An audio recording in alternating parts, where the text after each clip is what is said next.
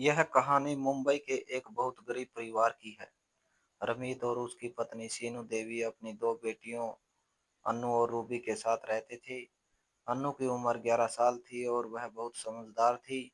छोटी बहन रूबी अभी सिर्फ 6 साल की थी, चुलबुली और मासूम। रमीत और सीनू शहर की एक बड़ी इमारत के निर्माण कार्य में मजदूरी करते थे। वह दिन भर सीमेंट और ईंटें उठाते ताकि अपनी बेटियों का पेट पाल सके। रहने के लिए उनके पास कोई पक्का मकान नहीं था। वो इसी कंस्ट्रक्शन साइट के पास एक छोटी सी त्रिपाल की झुग्गी डालकर रहते थे। एक शाम जब आसमान में काले बादल छाए थे और हल्की हल्की बारिश हो रही थी, एक बहुत बड़ा हादसा हो गया। जिस कच्ची दीवार के पास रमीत और सीनू काम कर रहे थे, वह अचानक बरबरा कर गिर गई। दोनों उसके नीचे दब गए। वहां मौजूद दूसरे मजदूरों ने शोर मचाया, मलबा हटाया गया, लेकिन तब तक बहुत देर हो चुकी थी। अनु और रूबी के सिर से उनके माता पिता का साया हमेशा के लिए उठ गया। ठेकेदार पुलिस के झंझट और मुआवजे के डर से घबरा गया। उसने उसी रात अनु और रूबी को डरा धमका कर वहां से भगा दिया। 11 साल की अनु ने रोती हुई छोटी बहन रूबी का हाथ थामा और वह सड़क पर आ गई। उसे अपनी माँ की कही एक बात याद थी, चाहे कैसी भी विपत्ति आए, कभी किसी के आगे भीख मत मांगना। मेहनत की रोटी ही पेट में पचती है। अन्नू रूबी को लेकर बांद्रा रेलवे स्टेशन के कोने में बैठ गई। चारों तरफ अजनबी लोग, तेज रफ्तार से दौड़ती गाड़ियां और अजीब सा शोर था। 6 साल की रूबी भूख से रोए जा रही थी। दीदी भूख लगी है, माँ पिताजी कहाँ है, हम घर कब जाएंगे? अन्नू के पास इन सवालों का कोई जवाब नहीं था। उसके खुद की आंखों में आंसू थे, लेकिन उसने अपनी बहन के सामने रोना नहीं चाहा। उसने रूबी को गले से लगा लिया और सुलाने की कोशिश करने लगी। 2 दिन तक दोनों बहनों ने सिर्फ स्टेशन के नल का पानी पीकर वक्त काटा। अनु ने किसी से खाना नहीं मांगा। तीसरे दिन स्टेशन के बाहर कचरा बीनने वाले एक बुजुर्ग, जिन्हें सब राजू चाचा कहते थे, एक की नजर इन बच्चियों पर पड़ी। वो कई साल से अकेले रह रही थी और उनका इस दुनिया में कोई नहीं था। उन्होंने अन्नू की आंखों में खुददारी और लाचारी दोनों देखी। राजू चाचा उनके पास आए और अपनी थैली से 2 सूखी रोटियां और थोड़ा सा अचार निकाल कर अन्नू की तरफ बढ़ा दिया। अन्नू ने हाथ पीछे खींच लिए। राजू चाचा मुस्कुराए और बोले, यह भीख नहीं है बेटी, मैं बूढ़ा हो गया हूँ। कल से सुबह मेरे साथ कचरा बीनने में हाथ बटाना या उस काम की पेश की गई एडवांस समझ लो। अनु ने चाचा की बात मान ली और दोनों बहनों ने आधे पेट खाना खाकर उस रात चैन की नींद ली। अगले ही दिन से अन्नू की एक नई जिंदगी शुरू हो गई। सुबह के ठीक 4:30 बजे, जब पूरी मुंबई सो रही होती थी, अन्नू और राजू चाचा सड़कों पर निकल जाते थे। प्लास्टिक की बोतलें, गत्ते के टुकड़े और लोहे के कबाड़ को चुककर एक बड़े बोरे में भरना उनका रोज का काम बन गया था। छोटी रूबी को अन्नू स्टेशन पर ही एक सुरक्षित जगह पर बिठा देती थी और उसे समझा देती थी कि किसी अजनबी से बात नहीं करनी है। दोपहर तक कचरा बेचने के बाद अन्नू को 30 या 40 रुपए मिलते थे। इन पैसों से वह रूबी के लिए दूध और रोटी का इंतजाम करती थी। अनु ने देखा कि जब भी कोई बच्चा हाथ में किताबें लेकर स्कूल की यूनिफॉर्म में स्टेशन से गुजरता, तो रूबी उसे एक टक देखती रहती थी। उसकी आंखों में पढ़ने की ललक साफ दिखाई देती थी। एक दिन रूबी ने अनु का पल्लू पकड़कर कहा, दीदी क्या मैं कभी स्कूल नहीं जा पाऊंगी? क्या मैं भी बड़ी होकर यही कूड़ा उठाऊंगी? रूबी की बात अनु के दिल में तीर की तरह चुभ गई। उसने रूबी के गालों को चूमा और कहा, नहीं रूबी, तू बहुत पढ़ेगी, मैं दिन रात एक कर दूंगी, लेकिन तुझे स्कूल जरूर भेजूंगी। अनु ने अपनी मेहनत और बढ़ा दी।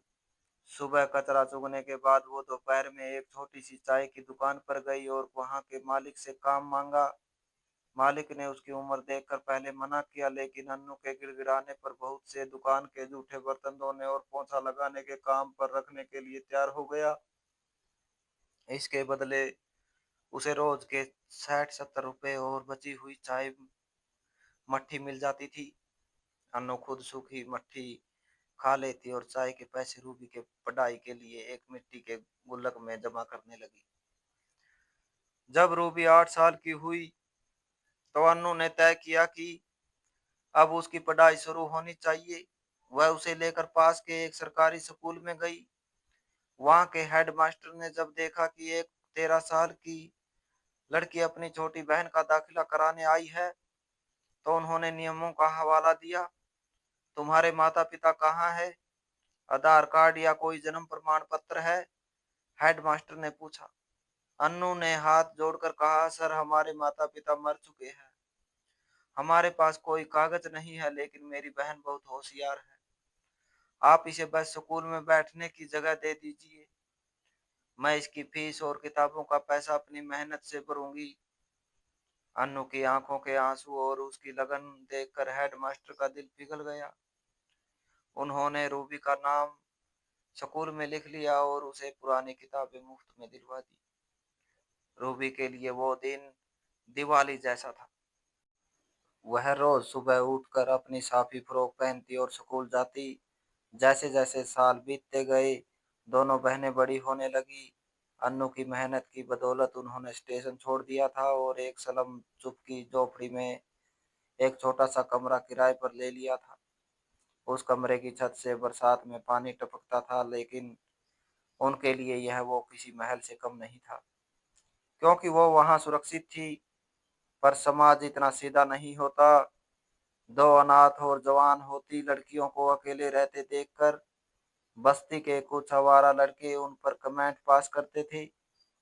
मन्नू नाम का एक लड़का, जो इस इलाके का छोटा मोटा गुंडा था, अक्सर अन्नू का रास्ता रोकता था। एक शाम अब अन्नू दुकान से लौट रही थी। मन्नू ने उसका हाथ पकड़ने की कोशिश की। अन्नू उस समय डरी नहीं। उसने अपनी कमर में छुपा कर रखी हुई लोहे की वह छड़ निकाली जिससे वह कचरा चुगती थी, और मन्नू के हाथ पर दे मारी। मन्नू दर्द से चिल्ला उठा। अन्नू ने कड़क कर कहा, हम अनाथ जरूर हैं लेकिन लावारिस नहीं हैं। दोबारा मेरे या मेरी बहन के आसपास दिखे तो जान ले लूंगी। उस दिन के बाद से बस्ती के लोगों को समझ आ गया कि अनु सीधी जरूर है लेकिन कमजोर नहीं। रूबी ने 10वीं की परीक्षा दी और जब परिणाम आया तो सब हैरान रह गई। उसने पूरे जिले में टॉप किया था। स्कूल के शिक्षकों ने अन्नू को बुलाकर मिठाई खिलाई। रूबी की सफलता ने अन्नू की सारी थकान मिटा दी थी। अब रूबी का सपना बड़ा हो चुका था। वो डॉक्टर बनना चाहती थी, लेकिन डॉक्टर बनने का रास्ता बहुत महंगा और कठिन था। सरकारी कॉलेज में दाखिले के लिए भी एक बहुत कठिन परीक्षा नीट पास करनी होती थी, जिसके लिए अच्छी किताबों और कोचिंग की जरूरत थी। अनु की चाय की दुकान और सिलाई की कमाई से यह संभव नहीं था। अनु ने एक बड़ा फैसला लिया। उसने अपनी नींद और आराम को पूरी तरह से भूल जाने का मन बना लिया। वो सुबह 4 बजे उठती और 3 अलग अलग घरों में झाड़ू पोछा करने लग जाती। वहां से 1:30 बजे वह एक कपड़े के कारखाने में जाती, जहां वह लगातार कई घंटे सिलाई मशीन चलाती थी। इसके बाद रात को 6 बजे से 10 बजे तक वो एक होटल की रसोई में बर्तन और सब्जियां काटने का काम करती थी। अन्नू की हालत खराब होने लगी थी। उसके हाथों में छाले पड़ गए थे, पैर सूख जाते थे और भूख ना लगने की वजह से उसका शरीर सूख कर कांटा हो गया था। रूबी अपनी दीदी की हालत देखकर रो पड़ती थी और कहती थी, दीदी मुझे नहीं बनना डॉक्टर, मैं कोई छोटा मोटा काम कर लूंगी। आप इस तरह अपनी जान मत दो। अनु उसे डांट कर कहती, रूबी अगर तू पीछे हटी तो मेरी यह मेहनत बेकार चली जाएगी। तुझे सिर्फ अपनी पढ़ाई पर ध्यान देना है। मेरी चिंता करने के लिए भगवान है। रूबी ने अपनी दीदी के इश्तियाक की कीमत समझी और वह रात रात भर एक छोटे से दिए या मोमबत्ती की रोशनी में पढ़ती रही। जब दुग्गी के बाकी लोग सो जाते तब भी रूबी की किताबों के पन्ने पलटने की आवाज आती रहती थी। आखिरकार उसकी मेहनत रंग लाई।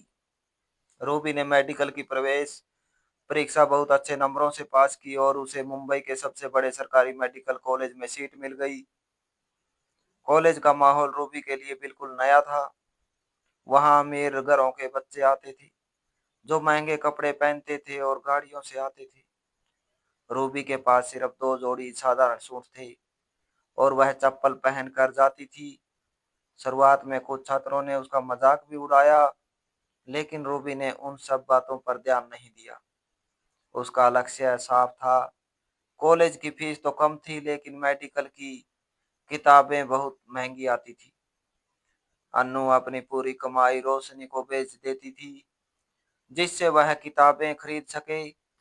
कई बार ऐसा होता था कि अन्नू के पास खुद के खाने के लिए पैसे नहीं बचते थे। वो पानी पीकर सो जाती थी। लेकिन जब रूबी का फोन आता तो वह हमेशा हंसकर कहती, मैं ठीक हूँ रूबी, तू अपनी सेहत का ध्यान रखना। रूबी को भी धीरे धीरे समझ आ गया कि दीदी को कितनी तकलीफ हो रही है। उसने कॉलेज के बाद शाम को छोटे बच्चों को ट्यूशन पढ़ाना शुरू कर दिया, ताकि वह अपनी किताबों का खर्च खुद उठा सके और दीदी पर बोझ कम हो सके। दोनों बहनें एक दूसरे से झूठ बोलती थी ताकि सामने वाला परेशान ना हो। यह झूठ उनके गहरे प्यार और फिक्र का हिस्सा था। 5 साल की कठिन परीक्षा, रातों की नींद उड़ाने वाली पढ़ाई और 15 साल के लंबे संघर्ष के बाद वह दिन आ ही गया जिसका सपना उन दोनों अनाथ बहनों ने देखा था। रूबी ने अपनी मेडिकल की पढ़ाई पूरी कर ली थी और वह पूरे कॉलेज में पहले स्थान पर आई थी। कॉलेज के शांत समारोह में उसे मुख्य अतिथि के हाथों गोल्ड मेडल दिया जाना था। रूबी ने अन्नू को कॉलेज आने के लिए कहा। अन्नू बहुत हिचकिचा रही थी। उसके पास कोई अच्छी साड़ी नहीं थी और उसके हाथ पैर मजदूरी की वजह से खुरदरे हो गए थे। उसने कहा, रूबी, वहाँ बड़े बड़े लोग आएंगे, मैं वहाँ अच्छी तरह नहीं लगूंगी। रूबी ने अन्नू का हाथ पकड़ा और आंखों में आंसू भरकर बोली, दीदी, अगर आज आप वहाँ नहीं जाओगी तो मैं भी वह मेडल लेने मंच पर नहीं आऊंगी। अन्नू को मानना पड़ा। समारोह के दिन भव्य हाल के अंदर चारों तरफ रोशनी थी।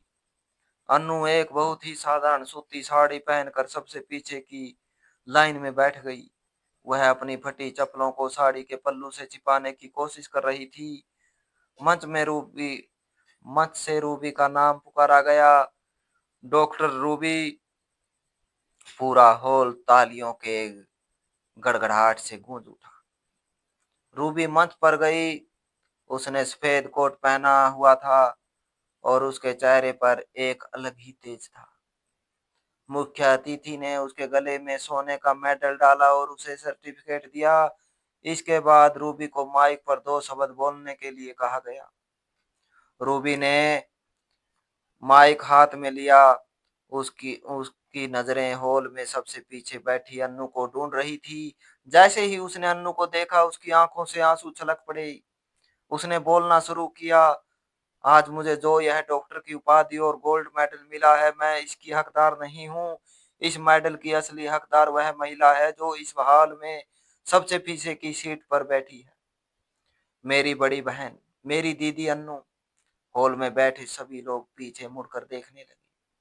अनु घबरा गई और जब उसने अपनी नजरें नीची कर ली, रूबी ने आगे कहा, जब हमारे माता पिता गुजर गए तो दुनिया ने हमें बेसहारा छोड़ दिया। मेरी दीदी सिर्फ 11 साल की थी, लेकिन उसने भीख मांगने के बजाय सड़कों से कचरा चुनना चुना।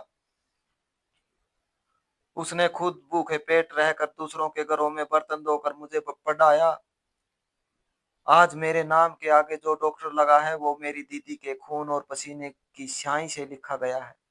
मैं अपनी दीदी के सामने नमस्तक हूँ। इतना कहकर रूबी मंच से नीचे उतरी। वह सीधे चलते हुए सबसे पीछे की कतार में गई। उसने मुख्य अतिथि के दिए हुए मेडल को उतारा और अन्नू के गले में डाल दिया और फिर वही सबके सामने अन्नू के पैरों में गिरकर रोने लगी। यह दृश्य देखकर पूरे हॉल में सन्नाटा छा गया। मुख्य अतिथि, कॉलेज के डीन, प्रोफेसर और वहां मौजूद सभी अमीर छात्र और उनके माता पिता अपनी सीटों से खड़े हो गए। पूरा हॉल 5 मिनट तक लगातार तालियों की गड़गड़ाहट से गूंजता रहा। कई लोगों की आंखों में आंसू थे। अनु ने रूबी को उठाकर अपने सीने से लगा लिया। आज 15 साल का वो दर्द, वो भूख और वो ताने सब के सब उस एक पल के गौरव में बह गए थे। आज अन्नू और रूबी झुग्गी झोपड़ी से निकलकर मुंबई के एक साफ सुथरे और अच्छे इलाके में अपने खुद के फ्लैट में रहती है। रूबी अब एक बहुत बड़ी सरकारी अस्पताल में डॉक्टर है। वह अपनी ड्यूटी के बाद हर रविवार को गरीब बस्तियों में जाती है और उन बच्चों का मुफ्त इलाज करती है जिनके पास पैसे नहीं होते।